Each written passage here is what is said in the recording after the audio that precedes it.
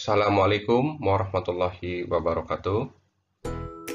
Pada kali ini saya ingin berbagi tentang informasi pelaksanaan seleksi CPNS tahun 2021. Pertama-tama kita harus mengetahui dulu tentang pengumuman seleksinya, yaitu pada tanggal 30 Mei sampai 13 Juni 2021. Kemudian dibuka untuk pendaftarannya dari tanggal 31 Mei sampai 21 Juni 2021. Selanjutnya diadakan seleksi administrasi dan pengumuman hasil dari tanggal 1 Juni sampai 30 Juni 2021. Dan diadakan masa sanggah kalau ada keberatan dari hasil seleksi administrasi, yaitu dari tanggal 1 Juli sampai 11 Juli 2021. Selanjutnya, ketika sudah dinyatakan lolos dalam seleksi administrasi, maka para peserta tes CPNS akan melaksanakan seleksi kompetensi dasar CPNS yang dilakukan dalam bentuk CAT oleh BKN pada bulan Juli sampai bulan September 2021. Nah, kemudian setelah diadakan pengumuman hasil seleksi kompetensi dasar dan dinyatakan memenuhi passing grade dalam formasi yang diinginkan oleh para pelamar CPNS, maka dilaksanakan seleksi selanjutnya, yaitu seleksi kompetensi bidang CPNS berdasarkan formasi yang diinginkan oleh para peserta CPNS, yaitu pada bulan September sampai bulan Oktober 2021.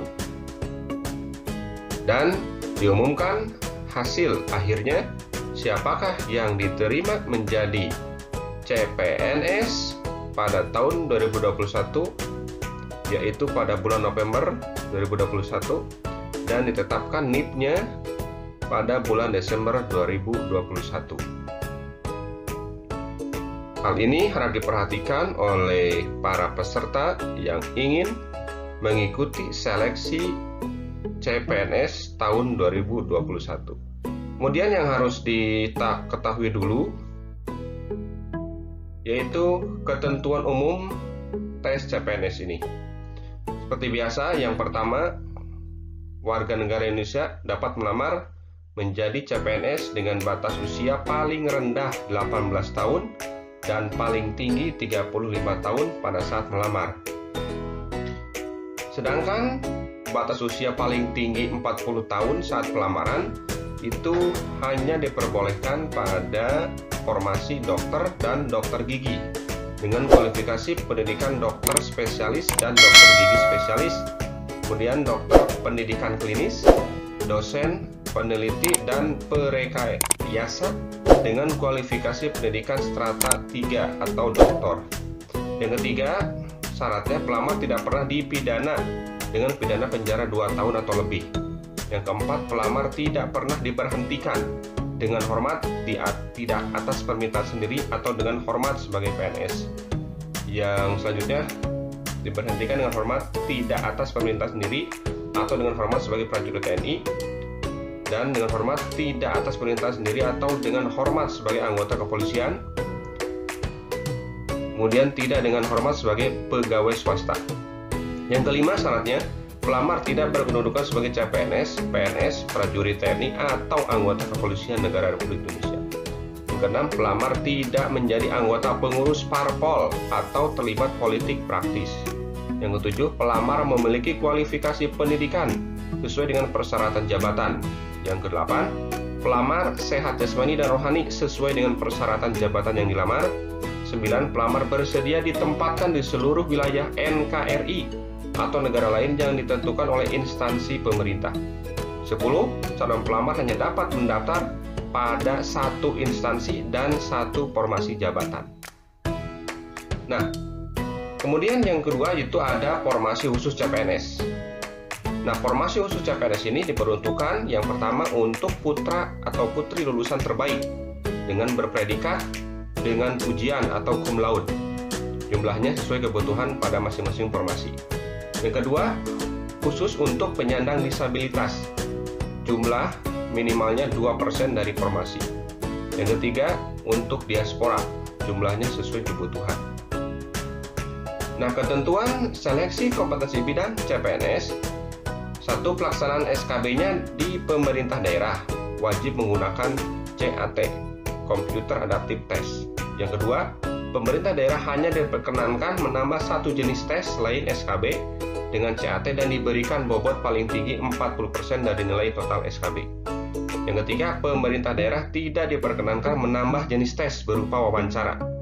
Yang keempat, dalam hal instansi memberlakukan SKB tambahan untuk CPNS selain dengan metode CAT, instansi harus membuat pedoman pelaksanaannya yang disampaikan kepada Menteri Pan-RB selambat-lambatnya tanggal 28 Mei 2021 ke Sekretariat Tim Panselnas Lantai 5 Kementerian Pan-RB. Yang kelima, adapun penentuan kelulusan akhir sebagai berikut. SKD bobot nilainya 40% dan SKB bobot nilainya 60%. Jadi jumlah seluruhnya 100% dan tidak ada tes wawancara.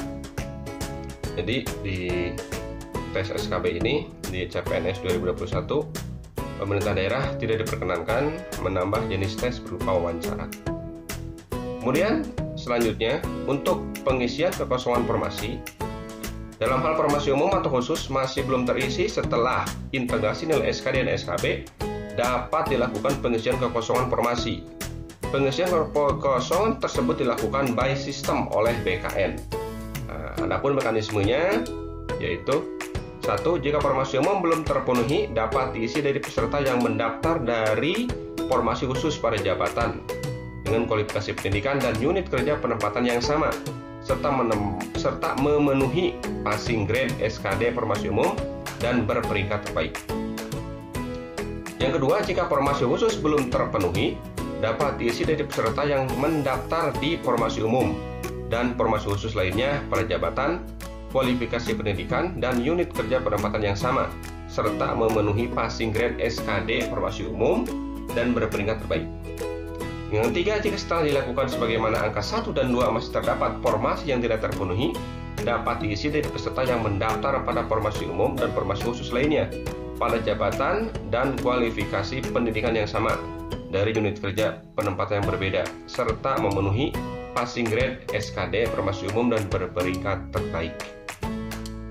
Oke, itulah informasi mengenai seleksi CPNS tahun 2021. Selamat berjuang bagi para peserta. Semoga lulus CPNS 2021. Sekian, assalamualaikum warahmatullahi wabarakatuh.